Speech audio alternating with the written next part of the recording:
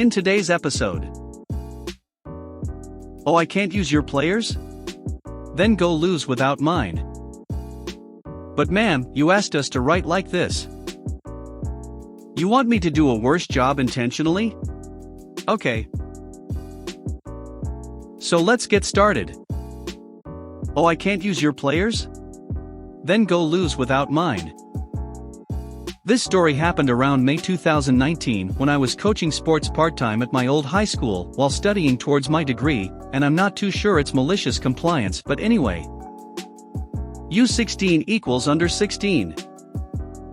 So I'm quite good at sports, and this is something I only discovered in high school. I'd never really played sports competitively prior to that, but at the high school I went to, doing so was compulsory.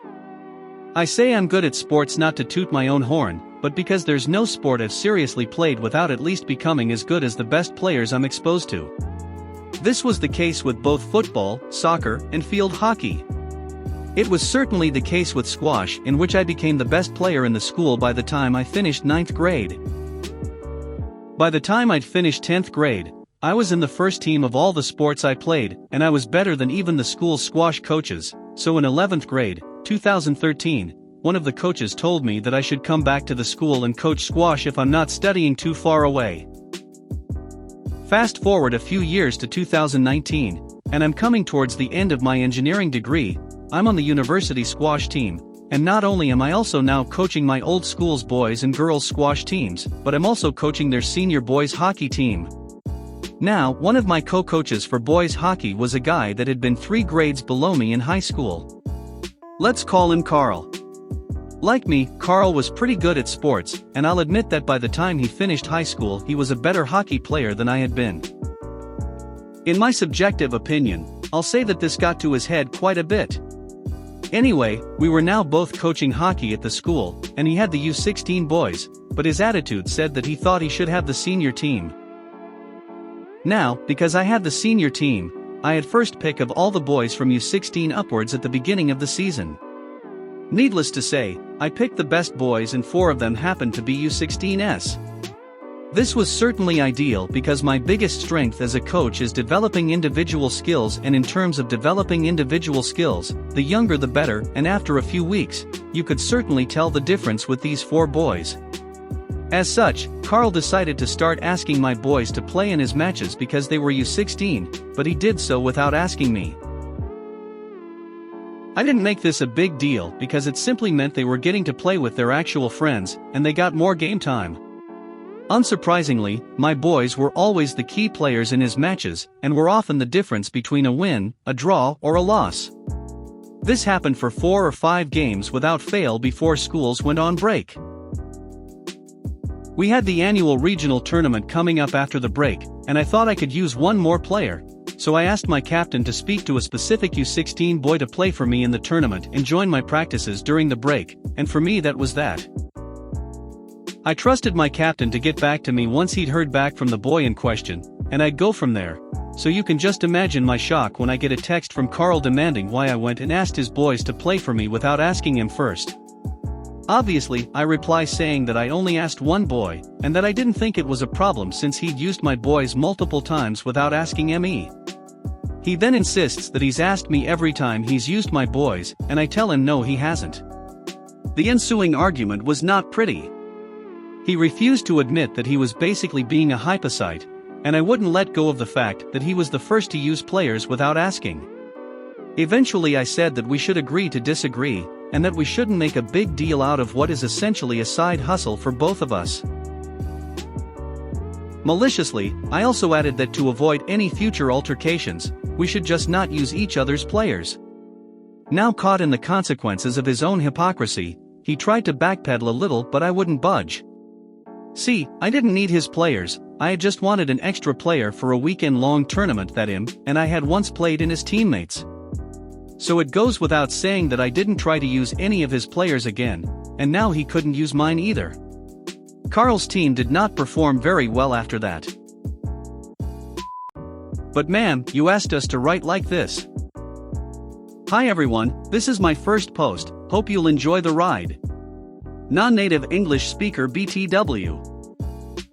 This takes place in 2013, when I was still in high school. Those were the days where we would write our assignment on actual paper. Do you remember that? Anyway, we had a terrible English teacher that pretty much everyone despised. One day, after the summer break, we had to write an essay about summer jobs, and before we start she says something along the lines of "Be original, I'm tired of always reading the same stuff. Hee MC time." While the content itself wasn't anything special, my friend and I decided to spice it up a bit.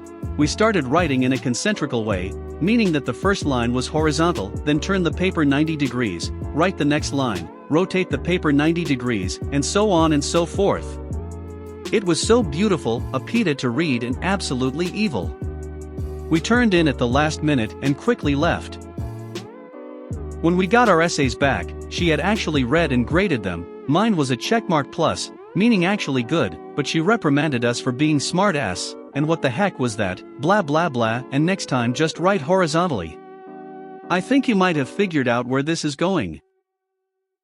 The next essay comes up and sure enough we follow the prescriptions. We write one line on the front of the paper, one line on the back, one line on the front, one on the back.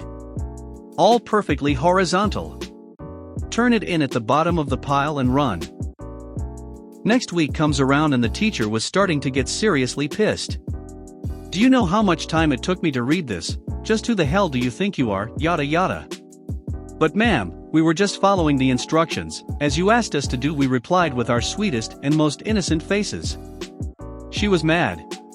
"Listen, I don't have the time and energy to deal with this bullshit asterisk T. Just keep the damn text on one side of the paper."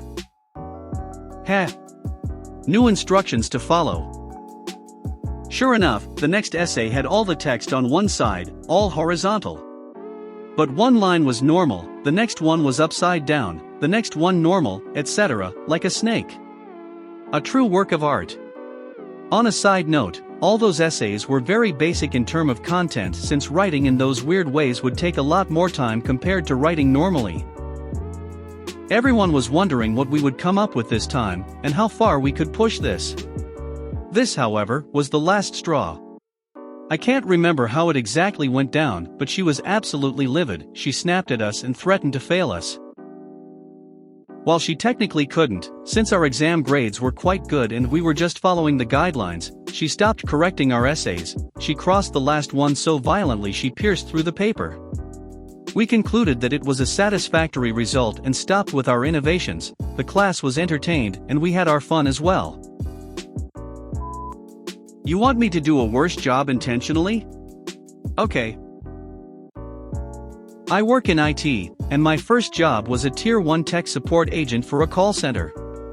Our company had contracts with a lot of smaller ISPs, and we would take a high volume of calls for various types of issues depending on who called in. For me, 40 calls in a day was pretty normal. Unlike most people who were just reading a script and collecting a check, I always had a vested interest in technology, and also held some IT certifications, which was not the norm here. I was really good at solving technical problems for customers and worked really hard. After working there for a few months, management decided they wanted to start micromanaging the heck out of people, and made up tons of strict metrics that they thought sounded good but were not backed by actual data, to implement. One of their metrics is they wanted people to target a 12-minute call time with the customer, and anything over 20 minutes was really bad. That sounds reasonable, but they did not account for people who were really good at their job and resolved a lot of issues. My call times would fluctuate between 6 to 7 minutes because again I was skilled at problem solving in this area, and I resolved all of the customer issues I could. It turns out that people who had under 9-minute call times would lose points on their rating because it was so much under the average. So my scores in the spreadsheet were failing because I was too fast. My supervisor was scored on his agent's performances, so his score was also really bad due to the fact I was good at my job and scoring a 0 every week for average handle time. The contracts we had with these companies we supported paid out to our company based on things like tickets created, issues resolved, number of calls, etc. So I was essentially making the company 2-3x as much as a slow agent per night I clocked into work. However, because of our amazing performance rating system, my ability to do my job well was hurting both my score and my supervisor's score and getting both of us in trouble. They had a team of a couple leads listen to all of my calls to figure out what I was cheating on or not doing that was in the process for our clients to make my call times so short. But I had everything I was supposed to in all of my tickets and was resolving issues, so they found nothing. When we had our weekly one-on-one meeting after this had been going on for a couple weeks, my supervisor specifically told me that he wanted me to do a worse job from this point forward because it would help both of us. He wanted me to add in random small talk, resolve things slower, and type up my tickets slower.